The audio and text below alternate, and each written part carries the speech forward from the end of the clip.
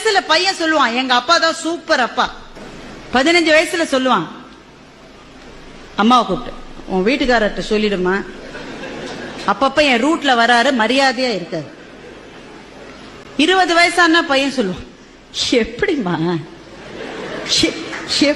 இந்த ஆளை போய் நீ கல்யாணம் பண்ணிட்ட அப்படின்னா பையனுக்கு 20 வயசுன்னு அர்த்தம். பையன் சொல்லுவான், சார் நான் எங்க அப்பாவோட பேசுறது இல்லை சார், நான் என்ன செஞ்சாலும் தப்புங்கிற சார், அவரோட நான் பேசுறது அப்படின்னா பையனுக்கு எவ்வளவு வயசு? 30 வயசு.